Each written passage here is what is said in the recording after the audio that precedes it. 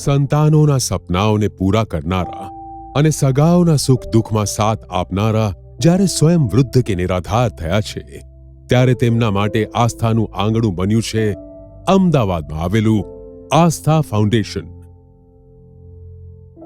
જય શ્રી કૃષ્ણ. હું શિવાંગી ચૌધરી, આસ્થા ફાઉન્ડેશનના ટ્રસ્ટી. અમારા ત્યાં અત્યારે હાલમાં 28 બા-દાદા રહી રહ્યા છે, જેમાંથી કોઈની સંતાન છે, કાં તો સંતાન અને સગાઓ દ્વારા તરછોડાયેલા છે. કોઈને સંતાનમાં ફક્ત દીકરી છે, તો કોઈ પ્રજ્ઞા, ચક્ષુ કે દિવ્યાંગ. કોઈએ પોતાના જીવન સાથીને ગુમાવી દીધા છે, તો કોઈએ પોતાનું સ્વાસ્થ્ય. જીવનની એવી ઉંમરે જ્યારે વડીલોને વધુ હૂંફ અને કાળજીની જરૂર છે, ત્યારે તેમની સ્નેહભરી સંભાળ રાખે છે આસ્થા ફાઉન્ડેશન. આસ્થા ફક્ત વૃદ્ધાશ્રમ નહીં, પણ એક સેવાધામ છે, જ્યાં વડીલોને રહેવા માટે ઘર જેવું વાતાવરણ પૂરું પાડવામાં આવે છે. તેમને રહેવા માટે અહીં આરામદાયક એસી બેડરૂમ, ચોખ્ખા વોશરૂમ, કિચન, પૂજા રૂમ જેવી ઘણી સગવડોનું નિર્માણ કરવામાં આવ્યું છે. અહીં વડીલોનું સ્વાસ્થ્ય જાળવવા માટે રેગ્યુલર મેડિકલ કેમ્પ્સનું આયોજન કરવામાં આવે છે, જેમ કે ફિઝિયોથેરાપી કેમ્પ, આઈ ચેકઅપ કેમ્પ, ડેન્ટલ કેમ્પ અને યોગ કેમ્પ. કોઈને શ્વાસની તકલીફ છે તો કોઈને નિયમિત રીતે ડાયાલિસિસ કરાવવું પડે છે.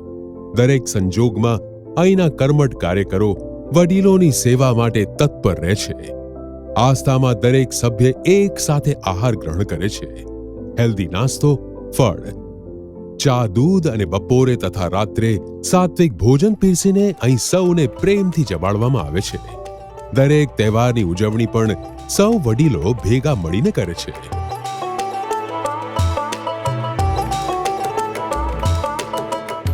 અને જ્યારે રમત ગમતનું આયોજન કરવામાં આવે ત્યારે સૌ આનંદથી એમાં ભાગ પણ લે છે.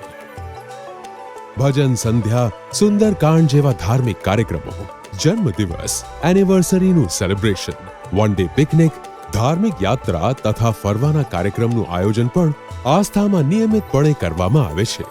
વડીલોના ચહેરા પરનું સ્મિત અને તેમનામાં ઝળકતો આત્મવિશ્વાસ જ આસ્થા ફાઉન્ડેશનના સેવા કર્મીઓનું બળ છે. જાણો એવા વડીલોનો અનુભવ જેમના જીવન સાથીના મૃત્યુ પછી એમનું બધું જ લઈને પોતાના જ દીકરાને દીકરીએ તરછોડી દીધા છે. मेरे को मेरी लड़की और लड़का दोनों यहाँ छोड़ने आए थे. बेटा ये तो आश्रम है. बोली हाँ मामा, आश्रम में आप यहाँ थोड़े दिन रहिए, आपका आधार कार्ड नहीं है, आप यहाँ रहो, फिर बाद में हम आपको ले जाएंगे. मैं ठीक है, कोई बात नहीं. मैंने तो विश्वास किया, नहीं आई. फिर જાણો એવા વડીલોનો અનુભવ જેમના સંતાન ભારતની બહાર રહે છે. હું રમેશ જોશી, મારો સન યુએસ રહે છે. હું આ સંસ્થામાં એકલો પડ્યો, મારા વાઈફ ગુજરી ગયા હોવાથી હું એકલો પડ્યો હતો અને મારું જીવન સુંદર જાય તે માટે હું આ સંસ્થામાં આવ્યો છું અને અહીંયા સારી રીતે રહી શકું છું અને મારા મારું શરીર સારું રહી શક્યું છે.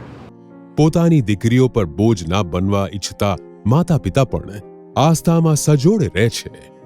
આસ્થા જરૂરિયાતમંદ લોકોની મદદ કરવામાં પણ અગ્રેસર છે.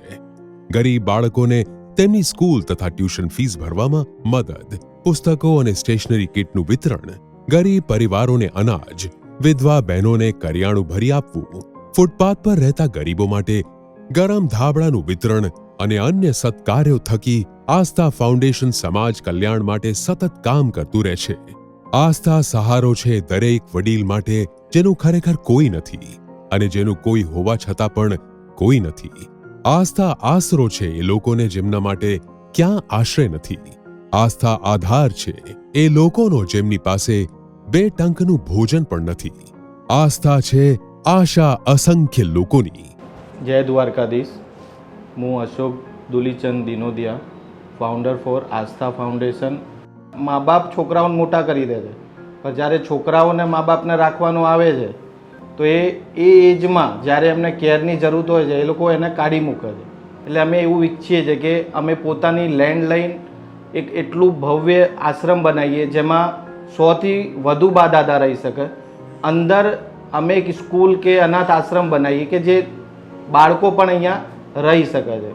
જ્યાં સુધી દાતાઓનું સપોર્ટ, એમનો દાન નહીં આવે તો અમે અમારું મોટું આશ્રમ નહીં બનાવી શકીએ. એટલે હું બધાને હાથ જોડીને વિનંતી કરું છું કે અમારા આશ્રમ આવો, એક વખત વિઝિટ કરો. જય દ્વારકાધીશ.